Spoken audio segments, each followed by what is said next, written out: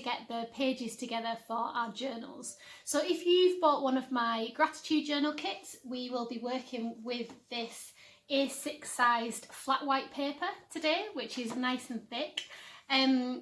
If you are doing this at home, or if you want to make more of these in the future, you can do them any size you want to. For this gratitude journal, I find that this A6 size is quite nice. It fits in your bag quite nicely, and it's kind of postcard sized. So I find that it works quite well. So today we're going to use this A6 paper, but you can swap this in for whatever size you want to work with. As this paper is fairly thick, I'm going to include 10 sheets of this in each one of my journals. But again, if you're using thinner paper, you might want to use more sheets. So basically, you don't want to make it too thick because we're going to be using our awl to put holes in our journal. If it gets too thick, it gets a bit too tricky to put the holes through. So I'll show you what my book is going to look like, and you can use that thickness to kind of gauge how many pieces of paper to include. But if you've got the kit, I'd recommend using this flat white paper and counting out 10 sheets of A6. So we'll just do that. So 1, 2, 3, 4, 5, 6, 7, 8, 9, 10. Fab. So that's me with 10 sheets of the flat white paper. So you can see it's fairly thick, and remember, you're going to be able to write on both sides of it as well, so you're going to get quite a lot of use out of that. Now what's quite good is to include a piece of card for the back. So I've included some of this card in the kits, which is an old file. But you could also use an old cereal box, so something like this would work quite well. Something about this thickness. So you just really want something to act as a back cover. And what you want to do is to cut that to the same size as your paper. So whatever paper size you're working with, you want to cut a bit of card to go at the back of your book that's the same size. So I've already pre-cut this card a little bit. So what I'd be doing is getting a clip.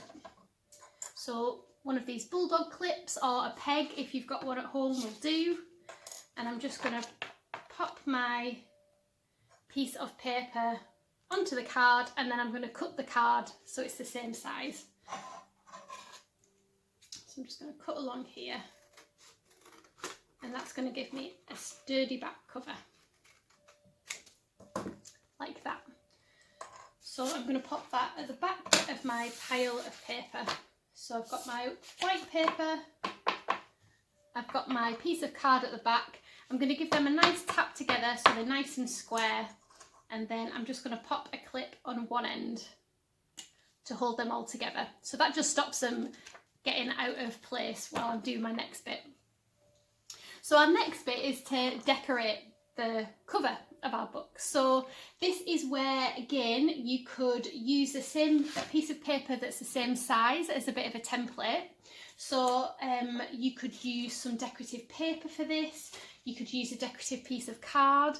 It's completely up to you. You can see here with this book, I've cut a piece of decorative paper out that's the same size as my paper, and then I've added some other decoration on top with this tea box here and some nice decorative pieces of paper.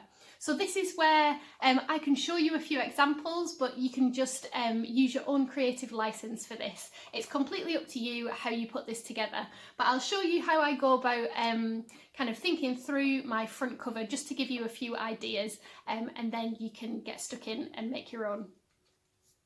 Another thing to mention actually at this point, before I do that, is that you might want to use some of these quote cards. So if you bought one of my kits, I've included some of my favourite quotes and I've kind of illustrated them, and they can be quite nice to put into your book. So similarly, you could also make some of these yourself at home. So there's some fantastic quotes online, and I'll put a link to some ways that you can find them. And all you would need to do is to write them out onto a piece of card, and my thinking is that we could cut these out and then slot them within our book so that we can turn to them, and every now and then we'll come across a quote. So I'm just going to chop these up now. So to make sure that that works, what I'm going to do is leave a little bit of white at the top of each quote so that that can get sandwiched in the spine of my book. So I'll just show you what I mean by that, so you know what I'm talking about. So it's good to do this now, and then you can clip your book together, and these will actually get stuck in your book with the stitching when we actually stitch it. So for example, this one here. So this is one of my favourite quotes, that is by Audrey Hepburn. So to plant a garden is to believe in tomorrow. So I'm a big fan of my garden and planting, so this is really apt for me. So what I'm going to do is I'm going to take my clip off my book and I'm just going to slot that in. So I'm just slotting that in here. Then I'm going to give my book a tap together. I'm going to pop my clip on there, and you can see here that if we're flicking through the book, at one point I'm going to get to that quote. So you could hide some different quotes within there. I just thought that was quite a nice idea to add a bit of a personal touch to your books. So we've got the pages, we've got our back pages, we've got any quotes and things that we want to be included within the stitching of our book. And now let's take a look at how to do the decoration for our cover. So I'll just pan the camera down so that you can see what I'm doing. So first of all, what I usually do is create a background for my front cover out of a piece of decorative paper. So to do that, all I want to do is take a piece of my blank paper, so that's the same size as my book that I'm making, and I'm going to just position that against my piece of decorative paper, clip it in place, and then I'm literally going to cut around it, and that's going to give me a nice background to work with. So this is wallpaper that I'm using, so it's got quite a nice thickness to it, but you could use any kind of decorative paper, or you could use some card again if you wanted to. So I'll just get that nice and square so that I end up with something like this. And then what I usually do is just clip that to my booklet so that I can see it in place. So again, using that clip to tap, tap, tap, and just clip that in place like that. So I've got a bit of a base to work on. So this is where then I start building things up. So you can see here I've got some other examples of journal covers. I've started with the background, and then I've added a little bit of card here, so my stitching's going to go down the edge. So I always think it's quite nice to have a little bit to highlight your stitching. So I've done something similar with this one. You can see that I've included a stamp on here, some of the decorative tape, that again is wallpaper behind, and a little bit of packaging there down the side. So there's lots of different ways that you can do this. For this one, I think what I might do is, let's cut out some of this card to go down the edge.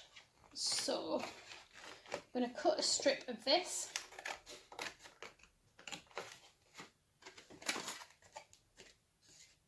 So this is where you can use really small bits of card if you want to.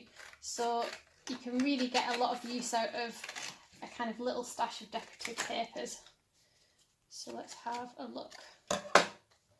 So if I put that up against there, I can see where I need to chop it. So I'm just going to hold that up against my paper on my book, and I can see the excess that I need to chop off.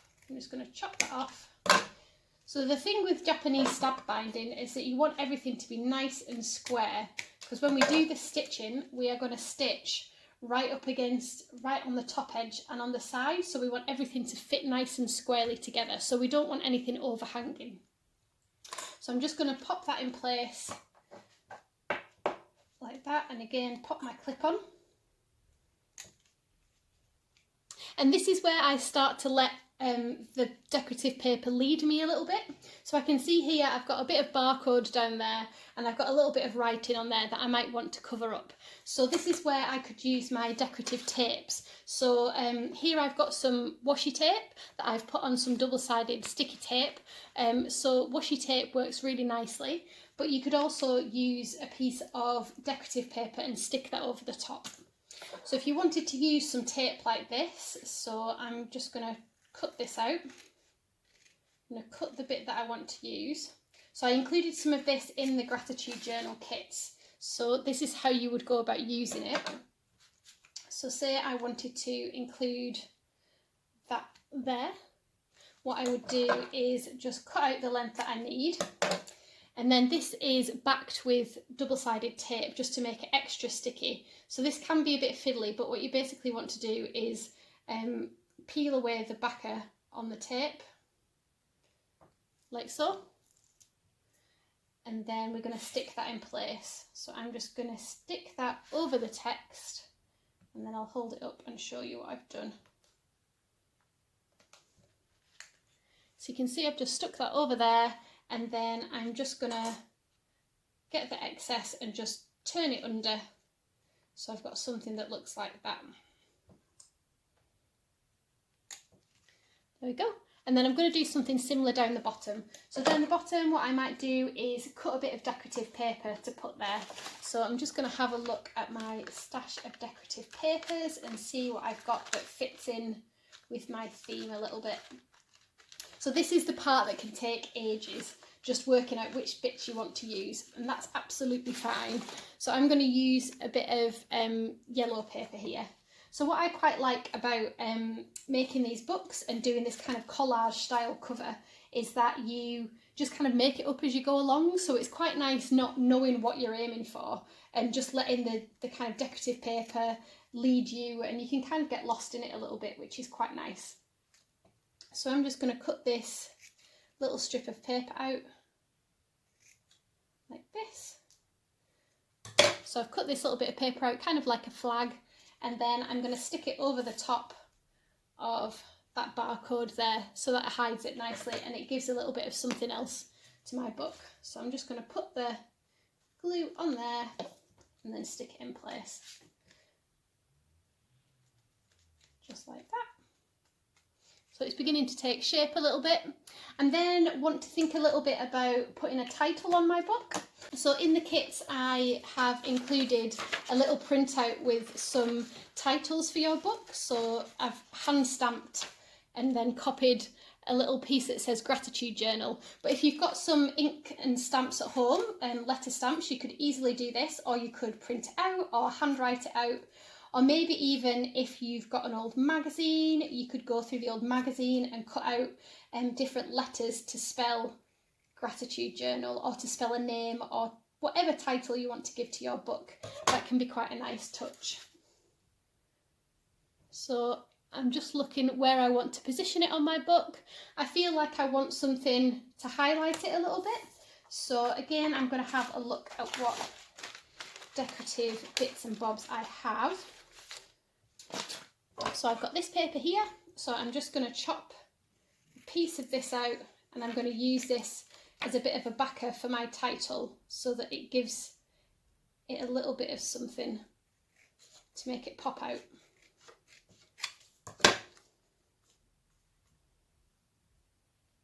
So you can see there, I'm going to do something like this. So again, I'm just going to use my Pritt Stick glue stick to stick that in place.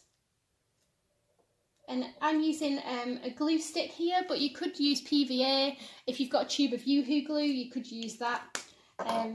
Anything that's going to stick that nicely in place. I'm just going to move that along a little bit.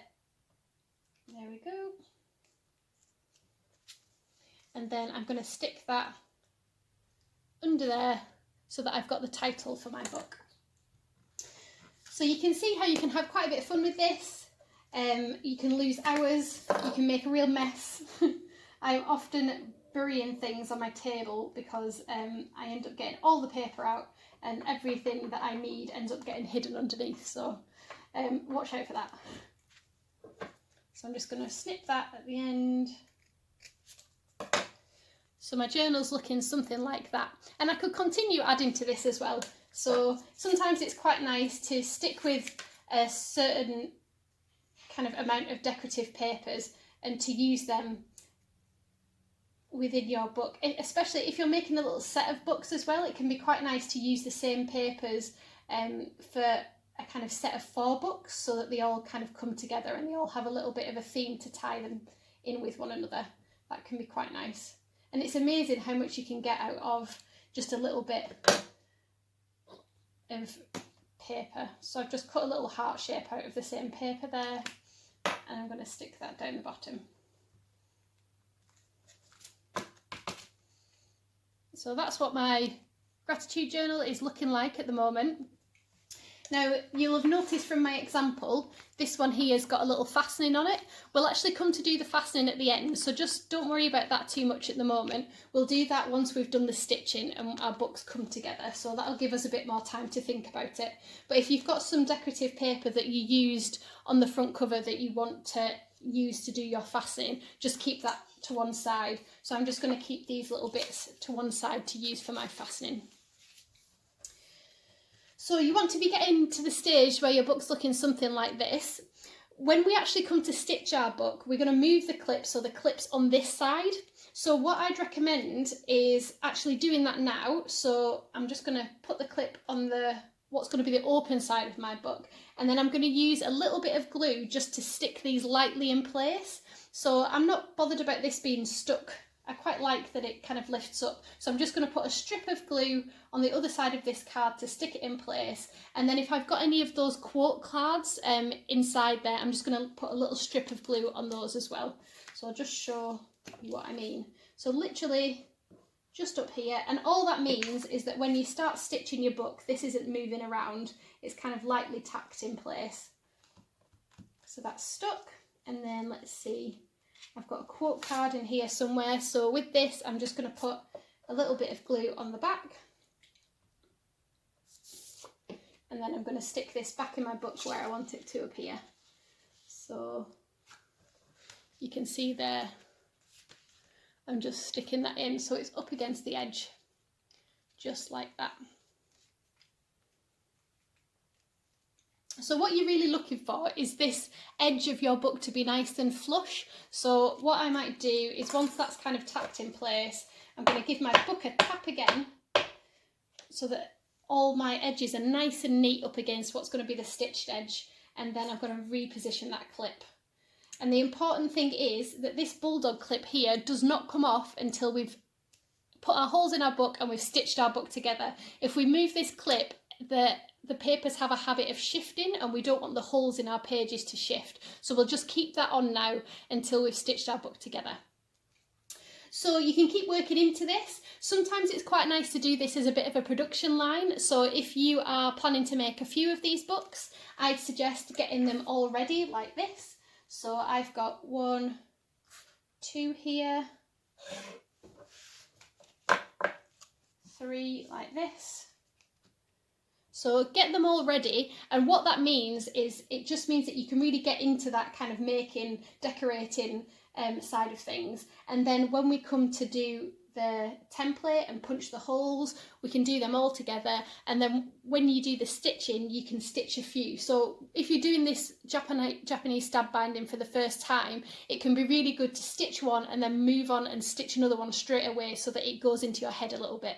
So get your journals prepped, and then we'll move on to the next bit, which is making a template to tell us where to put the holes in the spine of each one of your books.